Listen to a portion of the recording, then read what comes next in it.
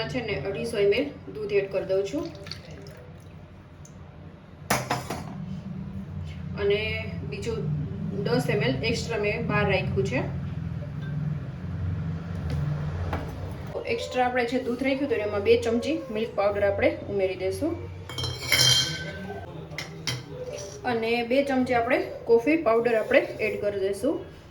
જ્યાં coffee crunch આપણે ice cream બનાવવાના છીએ. સરસ રીતે આપણે મિક્સ કરી લઈશું.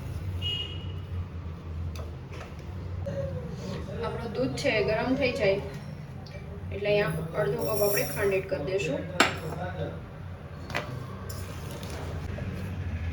અને પછી કોફી અને મિલ્ક પાવડરનું મિશ્રણ એડ કરી દઈશું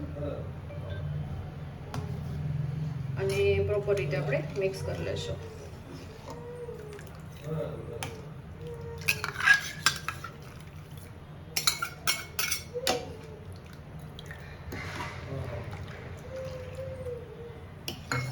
અને હવે આપણે 3 થી 4 ઉફાણ આપણે આવવા દઈશું.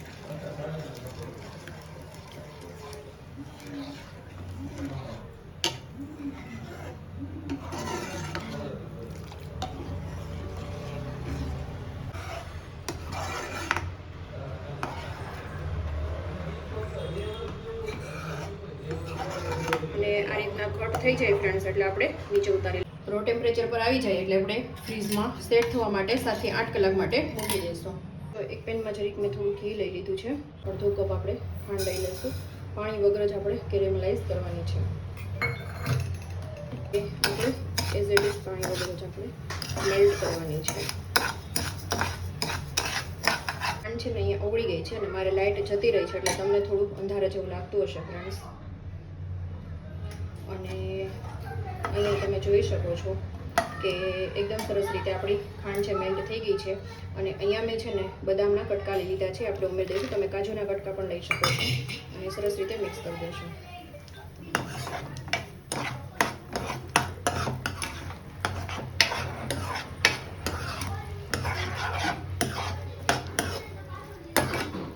હવે ગેસ ઓફ કરીને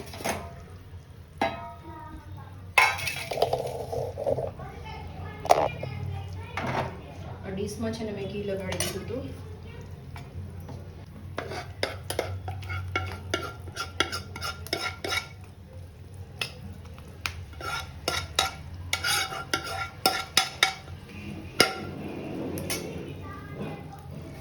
તો જો આપણું આઈસ્ક્રીમ છે ને ઠીક થઈ ગયું છે ફ્રેન્ડ્સ. અને ઘરની જે મલાઈ હોય છે ને હું અહીંયા 1 ચમચો એડ કરું છું.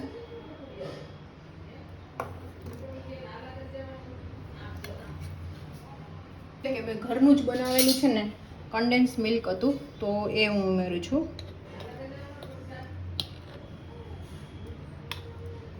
આપણું કેરેમલાઇઝ છે ને આ રીતના થઈ ગયું છે. હવે આને કટકા કરીને એક પ્લાસ્ટિક બેગમાં આપણે લઈ લઈશું. તો આ રીતના છે ને મેં પ્લાસ્ટિક બેગમાં લઈ લઈશ કટકા કરીને અને હવે આ રીતે આપણે દસ્તેથી મારીશું. નું થઈ ગયું છે. હવે આપણે આઈસ્ક્રીમમાં છે અત્યારે બીટ થાય છે એમાં જ આપણે એડ કરી દઈશું. એકદમ સરસ રીતે આપણે બ્લેન્ડ થઈ ગયું છે ફ્રેન્ડ્સ. ફ્રીઝરમાં આપણે 7 થી 8 કલાક માટે સેટ થવા માટે રાખી દઈશું. ફ્રેન્ડ્સ આપણું મસ્ત મજાનું આઈસ્ક્રીમ છે કોફી ક્રંચ બનીને રેડી થઈ ગયું છે. ખાવામાં બહુ જ સરસ ટેસ્ટી લાગે છે. તો આઈ હોપ કે આજનો વિડીયો તમને પસંદ આવ્યો હશે. વિડીયો પસંદ આવ્યો હોય તો લાઇક શેર અને સબસ્ક્રાઇબ કરવાનું બિલકુલ ભૂલતા નહીં. તો મળતા રહેશું નવા કુકિંગ સાથે. ત્યાં સુધી જય શ્રી કૃષ્ણ. Bye bye.